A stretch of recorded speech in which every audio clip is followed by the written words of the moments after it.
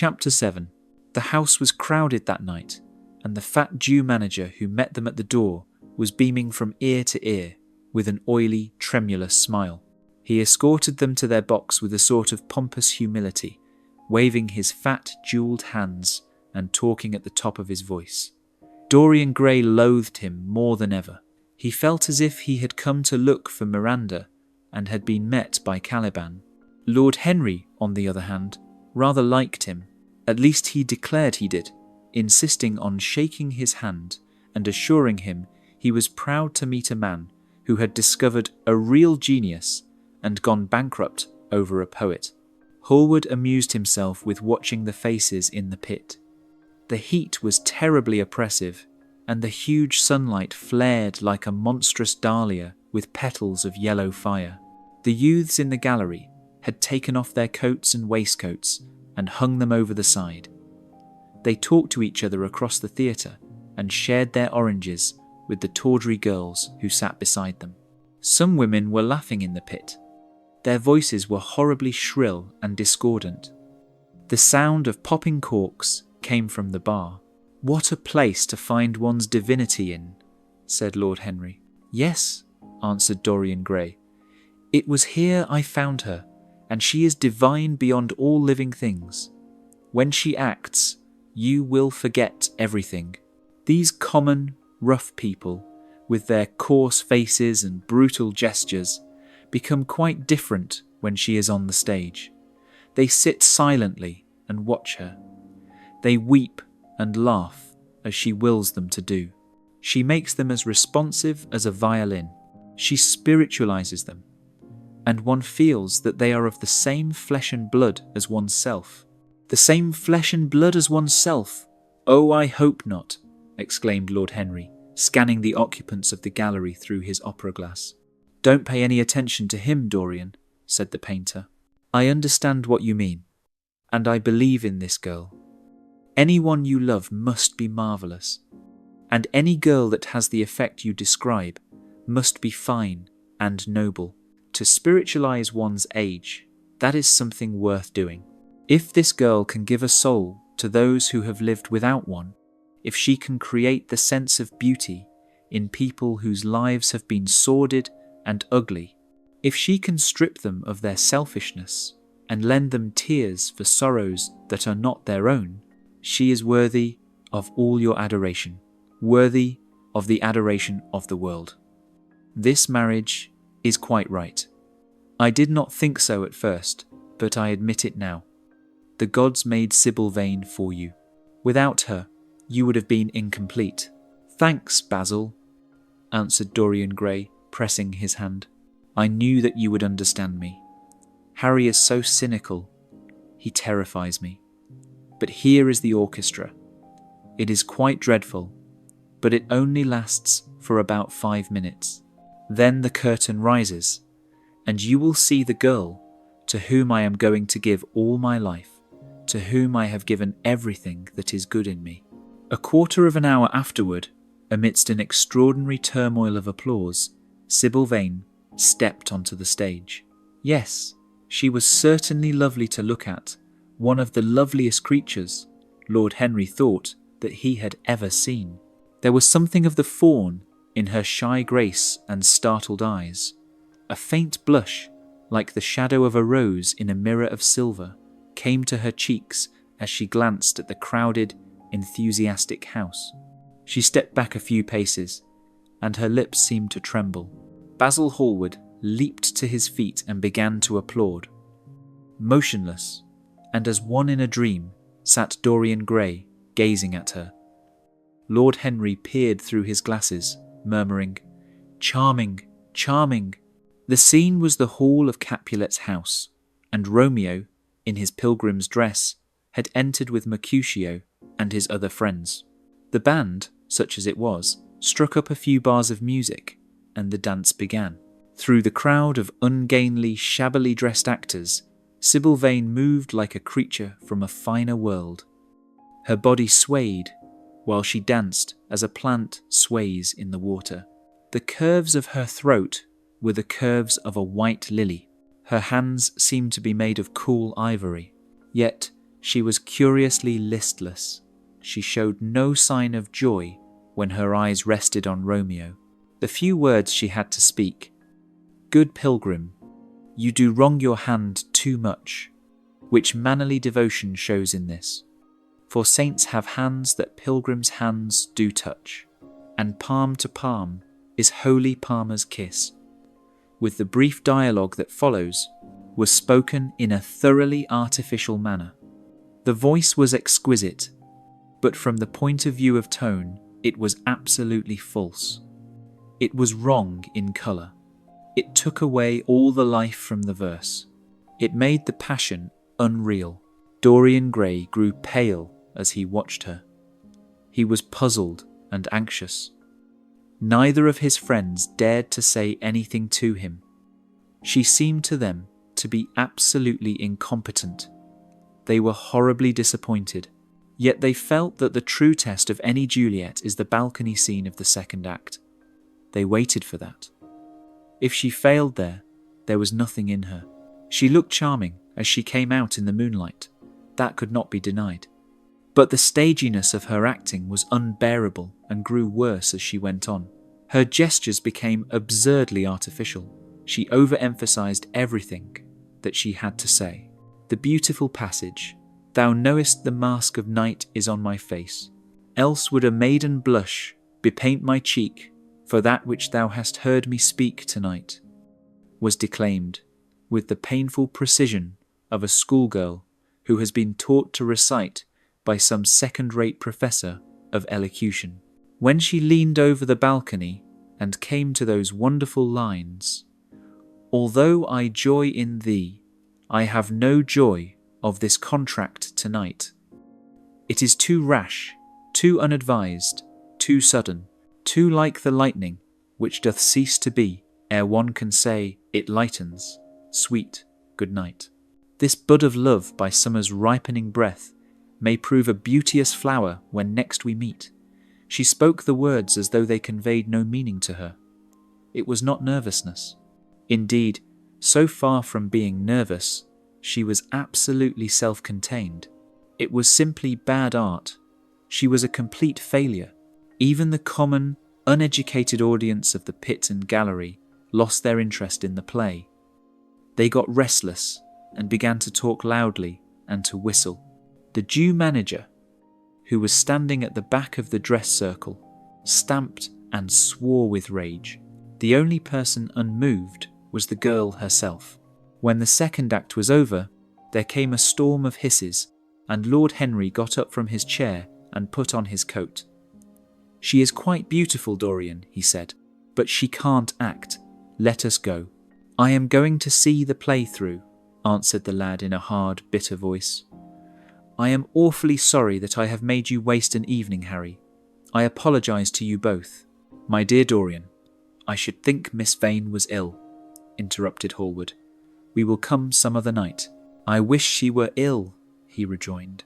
"But she seems to me to be simply callous and cold. She has entirely altered. Last night she was a great artist. This evening she is merely a commonplace, mediocre actress." "Don't talk like that about anyone you love, Dorian. Love is a more wonderful thing than art."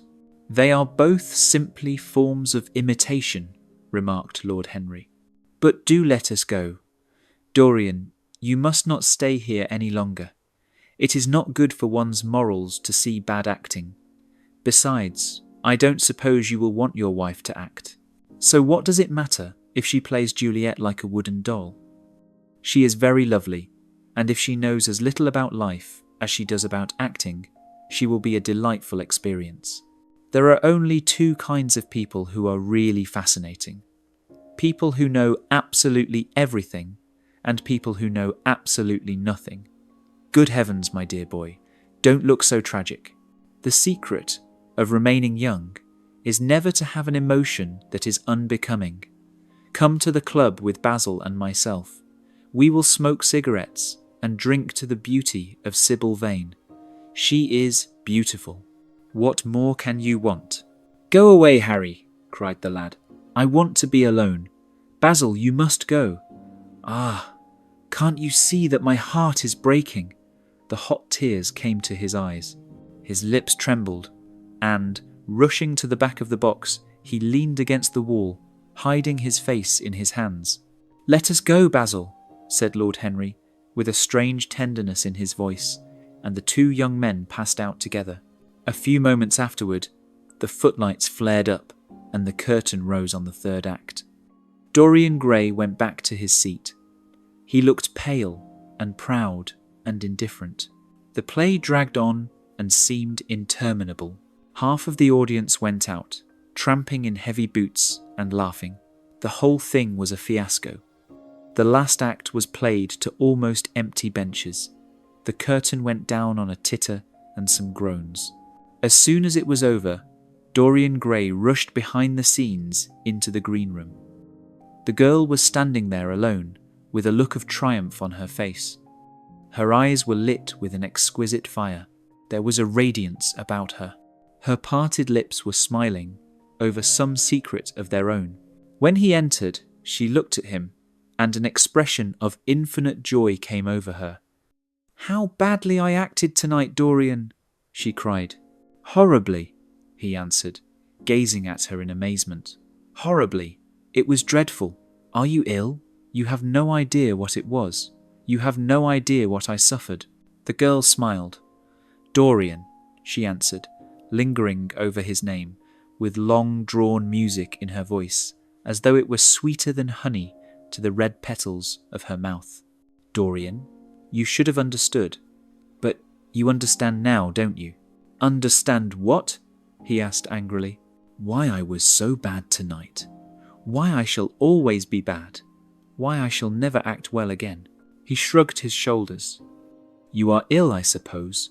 When you are ill, you shouldn't act. You make yourself ridiculous. My friends are bored. I was bored." She seemed not to listen to him. She was transfigured with joy. An ecstasy of happiness dominated her.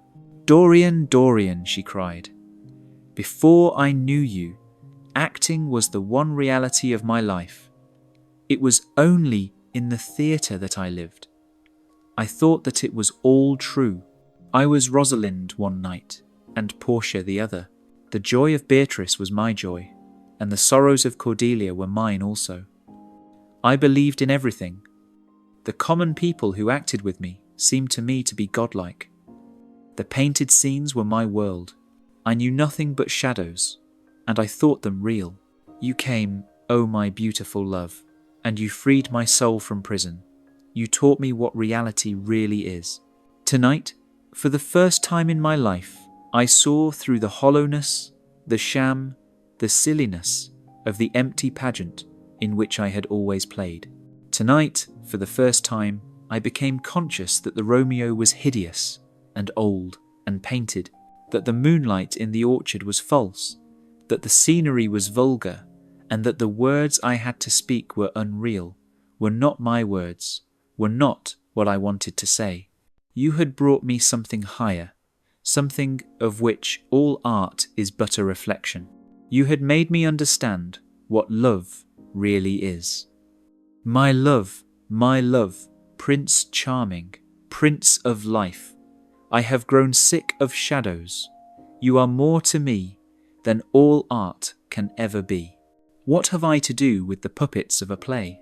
When I came on tonight, I could not understand how it was that everything had gone from me. I thought that I was going to be wonderful. I found that I could do nothing.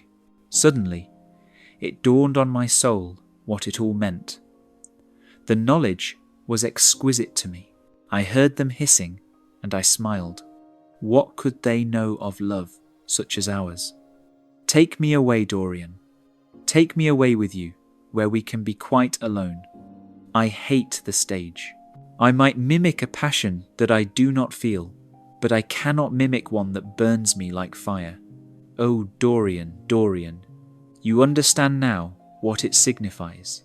Even if I could do it, it would be profanation for me to play at being in love.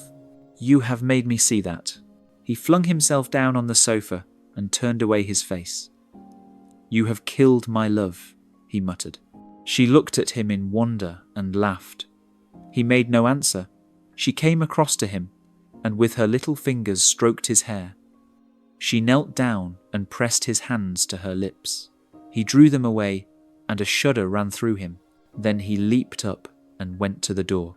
"Yes," he cried, "you have killed my love. You used to stir my imagination. Now you don't even stir my curiosity. You simply produce no effect. I loved you because you were marvelous, because you had genius and intellect, because you realized the dreams of great poets and gave shape and substance to the shadows of art. You have thrown it all away. You are shallow and stupid. My God, how mad I was to love you. What a fool I have been. You are nothing to me now. I will never see you again. I will never think of you. I will never mention your name. You don't know what you were to me once. Why once? Oh, I can't bear to think of it. I wish I had never laid eyes upon you. You have spoiled the romance of my life. How little you can know of love if you say it mars your art. Without your art, you are nothing. I would have made you famous, splendid, magnificent. The world would have worshipped you, and you would have borne my name. What are you now? A third-rate actress with a pretty face. The girl grew white and trembled. She clenched her hands together, and her voice seemed to catch in her throat. "You are not serious, Dorian," she murmured. "You are acting." "Acting? I leave that to you. You do it so well," he answered bitterly. She rose from her knees and, with a piteous expression of pain in her face, came across the room to him. She put her hand upon his arm and looked into his eyes. He thrust her back. "Don't touch me," he cried. A low moan broke from her, and she flung herself at his feet and lay there like a trampled flower. "Dorian, Dorian, don't leave me," she whispered. "I am so sorry I didn't act well. I was thinking of you all the time, but I will try. Indeed, I will try. It came so suddenly across me, my love for you. I think I should never have known it if you had not kissed me, if we had not kissed each other. Kiss me again, my love. Don't go away from me. I couldn't bear it. Oh, don't go away from me. My brother. No, never mind. He didn't mean it. He was in jest. But you. Oh, can't you forgive me for tonight? I will work so hard and try to improve. Don't be cruel to me, because I love you better than anything in the world. After all, it is only once that I have not pleased you. But you are quite right, Dorian. I should have shown myself more of an artist. It was foolish of me, and yet I couldn't help it. Oh, don't leave me. Don't leave me. A fit of passionate sobbing choked her. She crouched on the floor like a wounded thing, and Dorian Gray, with his beautiful eyes, looked down at her, and his chiselled lips curled in exquisite disdain. There is always something ridiculous about the emotions of people whom one has ceased to love. Sibyl Vane seemed to him to be absurdly melodramatic. Her tears and sobs annoyed him. "I am going," he said at last, in his calm, clear voice. "I don't wish to be unkind, but I can't see you again. You have disappointed me." She wept silently and made no answer, but crept nearer. Her little hands stretched blindly out and appeared to be seeking for him. He turned on his heel and left the room. In a few moments, he was out of the theatre. Where he went to, he hardly knew. He remembered wandering through dimly lit streets, past gaunt, black-shadowed archways and evil-looking houses. Women with hoarse voices and harsh laughter had called after him. Drunkards had reeled by, cursing and chattering to themselves like monstrous apes. He had seen grotesque children huddled upon doorsteps and heard shrieks and oaths from gloomy courts. As the dawn was just breaking, he found himself close to Covent Garden. The darkness lifted, and, flushed with faint fires, the sky hollowed itself into a perfect pearl. Huge carts filled with nodding lilies rumbled slowly down the polished, empty street. The air was heavy with the perfume of the flowers, and their beauty seemed to bring him an anodyne for his pain. He followed into the market and watched the men unloading their wagons. A white-smocked carter offered him some cherries. He thanked him, wondered why he refused to accept any money for them, and began to eat them listlessly. They had been plucked at midnight, and the coldness of the moon had entered into them. A long, thin line of boys carrying crates of striped tulips and of yellow and red roses defiled in front of him, threading their way through the huge jade-green piles of vegetables. Under the portico, with its grey, sun-bleached pillars, loitered a troop of draggled, bareheaded girls, waiting for the auction to be over. Others crowded round the swinging doors of the coffee house in the piazza. The heavy cart horses slipped and stamped upon the rough stones, shaking their bells and trappings. Some of the drivers were lying asleep on a pile of sacks. Iris-necked and pink-footed, the pigeons ran about picking up seeds. After a little while, he hailed a hansom and drove home. For a few moments he loitered upon the doorstep, looking round at the silent square with its blank, close-shuttered windows and its staring blinds. The sky was pure opal now, and the roofs of the houses glistened like silver against it. From some chimney opposite, a thin wreath of smoke was rising. It curled, a violet riband, through the nacre-coloured air. In the huge gilt Venetian lantern, spoil of some doge's barge, that hung from the ceiling of the great oak-panelled hall of entrance, lights were still burning from 3 flickering jets. Thin blue petals of flame they seemed, rimmed with white fire. He turned them out, and, having thrown his hat and cape on the table, passed through the library towards the door of his bedroom, a large octagonal chamber on the ground floor that, in his newborn feeling for luxury, he had just had decorated for himself and hung with some curious Renaissance tapestries that had been discovered stored in a disused attic at Selby Royal. As he was turning the handle of the door, his eye fell upon the portrait Basil Hallward had painted of him. He started back, as if in surprise. Then he went on into his own room, looking somewhat puzzled. After he had taken the buttonhole out of his coat, he seemed to hesitate. Finally he came back, went over to the picture, and examined it. In the dim, arrested light that struggled through the cream-coloured silk blinds, the face appeared to him to be a little changed. The expression looked different. One would have said that there was a touch of cruelty in the mouth. It was certainly strange. He turned round and, walking to the window, drew up the blind. The bright dawn flooded the room and swept the fantastic shadows into dusky corners, where they lay shuddering. But the strange expression that he had noticed in the face of the portrait seemed to linger there, to be more intensified even. The quivering, ardent sunlight showed him the lines of cruelty round the mouth, as clearly as if he had been looking into a mirror after he had done some dreadful thing. He winced, and, taking up from the table an oval glass framed in ivory cupids, one of Lord Henry's many presents to him, glanced hurriedly into its polished depths. No line like that warped his red lips. What did it mean? He rubbed his eyes and came close to the picture and examined it again.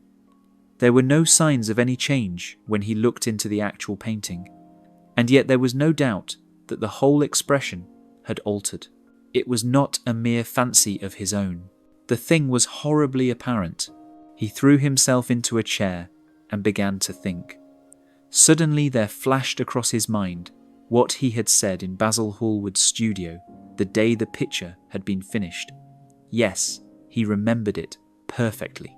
He had uttered a mad wish that he himself might remain young and the portrait grow old, that his own beauty might be untarnished, and the face on the canvas bear the burden of his passions and his sins, that the painted image might be seared with the lines of suffering and thought, and that he might keep all the delicate bloom and loveliness of his then just conscious boyhood.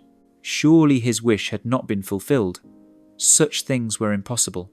It seemed monstrous even to think of them. And yet, there was the picture before him, with the touch of cruelty in the mouth. Cruelty. Had he been cruel? It was the girl's fault, not his. He had dreamed of her as a great artist, had given his love to her because he had thought her great. Then she had disappointed him. She had been shallow and unworthy, and yet a feeling of infinite regret came over him as he thought of her lying at his feet, sobbing like a little child.